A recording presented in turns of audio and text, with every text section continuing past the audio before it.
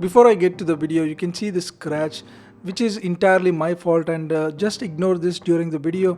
And I strongly suggest you that you use some type of screen guard on this band or even the Mi Band 3 for better protection. And anyway, so after using it for about 10 days, I am actually sharing my personal experience with this band in this full review video. So make sure you like this video and also subscribe. Let's begin the video.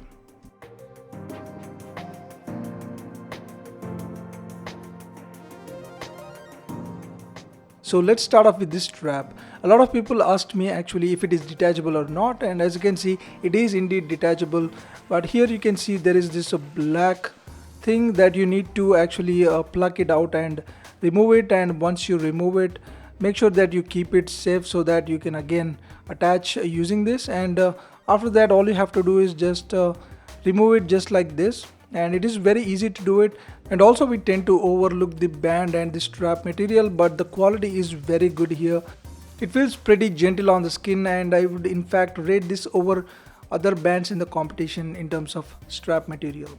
Moving on, it has this beautiful color display with very good interface, which is very fluid and doesn't feel clunky. And you can also change the brightness level from 1 to 3, and most of the times I actually used with 1, which is the lowest, and it was pretty much enough and I never had an issue.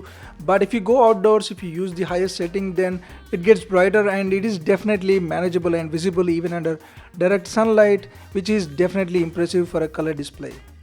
Now moving on to the health tracking. Let's start with the sleep tracking, and I was really impressed with the sleep tracking. The Huawei TrueSleep is definitely superior compared to other competition in this price tag. Let me explain why. First of all, it shows more details about your sleeping behavior, like it can actually track the REM sleep, the breathing quality, and overall I found the whole tracking system to be very close to the reality in my personal experience. And also another thing is that it also can record the afternoon naps. So as you can see, there is an entry for the afternoon nap for about 1.5 hours, and this is something that I did not find in any other bands in this price range.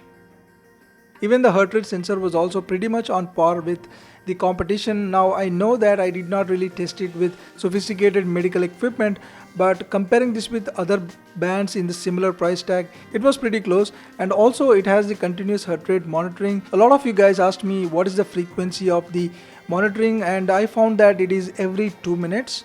And you can also see here I am trying to move the pointer, and you can see that it actually monitors the heart rate every 2 minutes in continuous heart rate monitoring mode. And also I will share the details about the battery life in this mode as well, so stay tuned. Now moving on to the pedometer, the step tracking was pretty accurate, as good as the other bands in the price range. The only problem is when you are riding on a bike, it can count a few steps. It is not that bad, but almost all bands have this problem, and counting only about 70 to 80% as accurate would be the wisest thing to do. In addition to that, it can also track a swimming, indoor and outdoor run and other activities as well. Now for any smart band, the app support is really important, and I wasn't really disappointed at all with this app support. It provides all the important data or analytics, and also you can manage some workouts and also the band settings from the app, which is pretty good as well. Now talking about the notifications, you can manage calls and SMS, and it can actually also manage the group messages that you receive normally from WhatsApp. I cannot really show you for privacy reasons, but it will store all those messages in the messages menu, and also you can actually clear them all at once, but I wish the font was slightly bigger.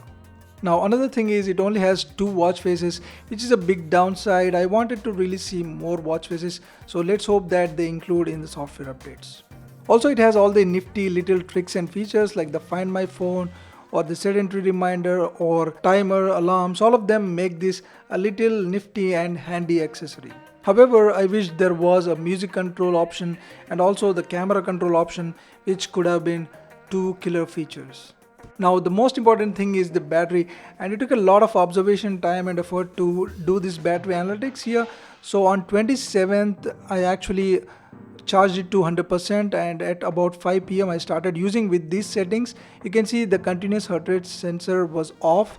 So after 5 days of usage, I found that the battery dropped down to 50%. So basically it only consumed 50% of the battery with these settings for 5 days. And again on the same day at about 5:20 I started continuous heart rate monitor on, and then the next day when I checked it after 1 day of usage, so it dropped down to 20%. That means with continuous heart rate monitor on with all of these settings above, it consumed 30% a day. So roughly I could estimate that the continuous heart rate monitor could last you about 2 to 3 days. So without continuous heart rate, with sleep tracking and with moderate notifications, it could easily last about 4 to 6 days as what the company claims. For a color display, it is more than decent. So that's been it for this video, guys. It took a lot of time and effort to make this video happen. So please give this video a like and also subscribe to the channel. Comment down below for any questions. Thank you for watching, guys. Again, I'll see you soon.